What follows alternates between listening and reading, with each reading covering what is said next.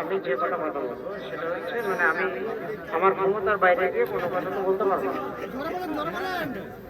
এক নম্বর হচ্ছে যে বিডিও স্যার আমাকে ডাকলেন, ডেকে বললেন যে এখন ইয়ে হচ্ছে, এবং আপনারা যে হিয়ারিং নিয়ে বলছেন যে প্রবলেমের কথা, এই প্রবলেমটা আমরা নিজেরাও অনেকটা ফেস করছি। মানে হিয়ারিংটা আমাকে করতে হচ্ছে, মানে কি আমার সঙ্গে 200 লোক যদি দাঁড়িয়ে থাকে সেই ইয়েটা আমাকেও করতে হচ্ছে। এবং কমিশন যা যা বলেছিল আপনারা যেমনভাবে বললেন আমরা নিজেরাও জানি, কিন্তু মানে পুরো গাইডলাইন কিন্তু আমাদের কাছেও কিন্তু এই নিয়ে ধোয়াশ হয় যে পরের লজিক্যাল মানে ডিসক্রিপেন্সিগুলো এলো না।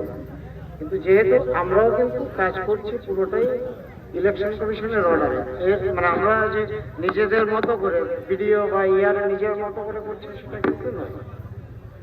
বিডিও স্যারের সাথে আমার আলোচনা হয়েছে এবং স্যার যেটা বললেন যে যদি আপনাদের সত্যি সত্যি কোনো দাবি থাকে আপনারা লিখিত কিছু দিলে সেটা আমি নিয়ে যাব ডিএম পর্যন্ত, আজকেই পৌঁছে দেওয়ার ব্যবস্থা।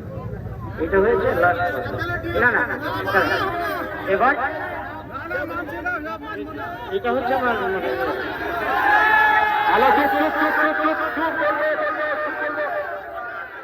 আসতে সকলে একটু আসতে ধৈর্য ধরুন। বলবো উনি বলতে দেন, আমার কথা আমি বলবো, যদি আমার কথা আপনাদের বিপরীত যায় তারপর বলবেন, চুপ করে থাকেন, ওনারা বলতে দেন।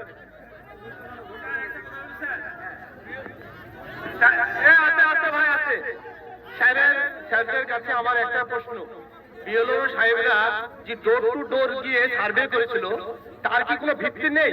আপনি ইয়ারোরা আপনারা বিডিও অফিসে বসে হাজার হাজার লোকের আপনারা ইয়ারিং করে দেবেন কিভাবে?